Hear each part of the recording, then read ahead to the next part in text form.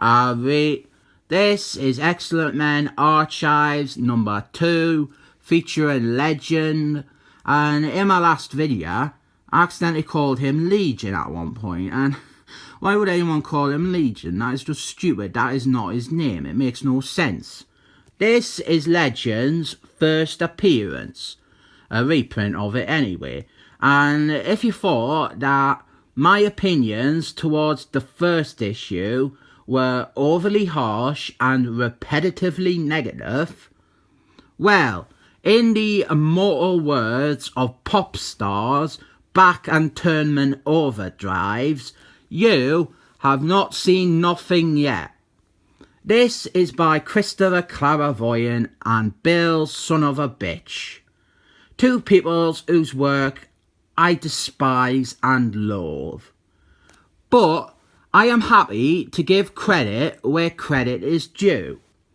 I think that Bill Son of a Bitch is a truly terrible, terrible artist and a real insult to the whole medium.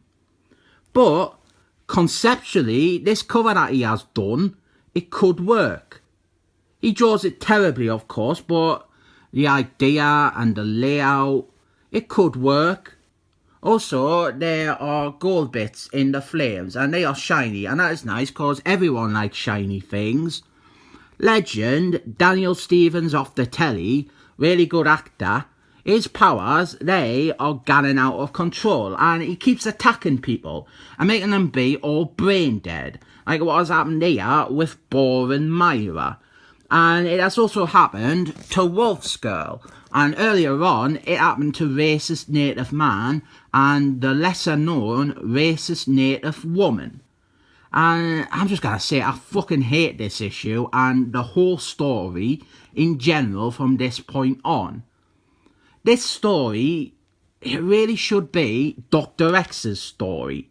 It should be about him and his son. And include Boring Myra, if you want, and a bunch of auxiliary excellent men to run around and help out in the background. But at its core, it really should be just a Dr. X story. It's introducing his son. It's about him discovering that he has a son. It should just be about their father and son dynamic. But Christopher Claremont is writing. So straight away, Dr. X, he becomes irrelevant. He defers to one of Claremont's pet characters. Strong female character Moonchild. Apparently, Dr. X, he can't possibly use his own telepathic talents to try and help Daniel Stevens out. He needs the help of Mary Sue Moonchild. And the rest of the story is all nonsense on the astral train, and it's gibberish and unexciting. You might think that Bill's Son of a Bitch, since he's such an experimental and abstract connoisseur, you might think that him drawing the mindscape could actually work. Like, you'd think it would be a perfect match, but look at how shitty and unimaginative it is. It's like no background central with a stop at Bright Colours Station. I best end the train motif here before I have to keep thinking of more train words. We got an advert here though. What do you do when you see a fire-breathing, skateboarding, karate-kicking, out-of-control dinosaur coming at you? And honestly, I didn't know. I have never seen him before in my life. He's a failed video game mascot. If you have any interesting answers to this conundrum, feel free to comment down below with a comment in the comment section. Look, there is Scott Lowball. He'll eventually write The Excellent Men. This ugly story, it continues on with Moonchild being the most important character. It's all her ideas that help out, or her plans that work, or she'll just have bullshit random powers. Like, by chance, she happens to have a mental connection with Wolf's Girl, And this enables her to find everyone who is trapped in the mindscape. And here we have got Legends' 3 personalities. I'll do them from left to right or from left to not left. We have got the Middle Eastern terrorist, the action movie star, and the little girl who likes to start fires. And here is Multiplication Man's wasted appearance. I think that's all we actually see of him in the whole story now. Just in the background of 4 panels or so. Oh, look at Bill son of a bitch. Isn't he exciting with his blatantly traced photographs of famous landmarks? This is a double splash page, and just look at it. Look at how abstract and experimental he has been with this landscape that is full of limitless artistic potential. He has come up with such zany ideas as landmarks and black space and mostly purple skies. He is awful. And now the story, it just descends into having a bunch of the characters meeting the various personalities within Daniel Stephens' mind. And I tell you what, it's really kind of off, kind of wrong. They keep openly referring to this guy as the Arab. Like without fail. Every time he is mentioned, he's referred to as the Arab.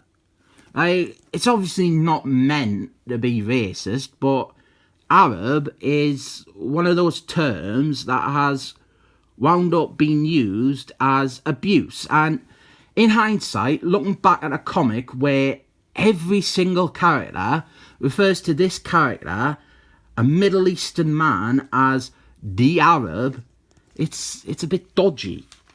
Here is the big action movie star personality, and look at these great avant-garde backgrounds from Bill son of a bitch.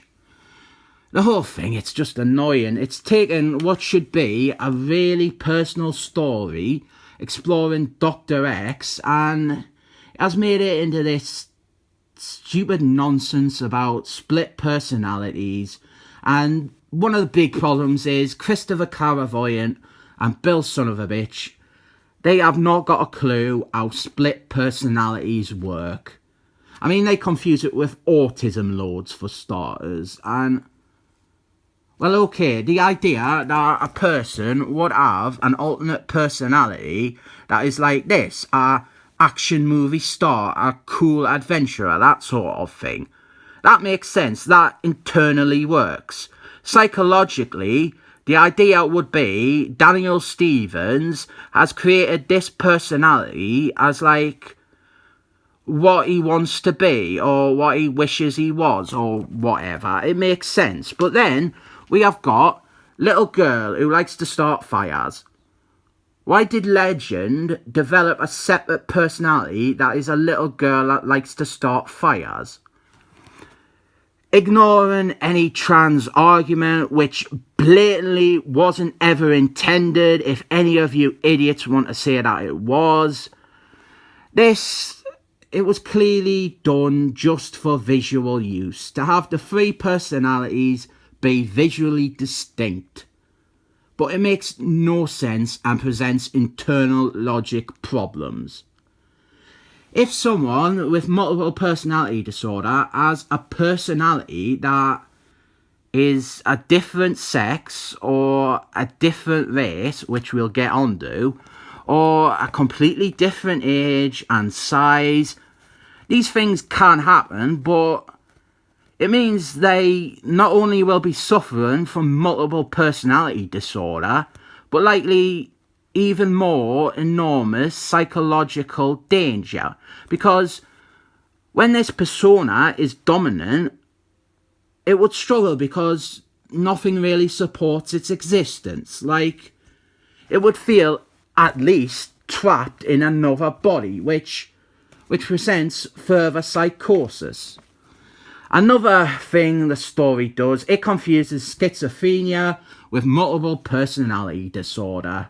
And to be fair, that was actually a confusion made in the real world at the time.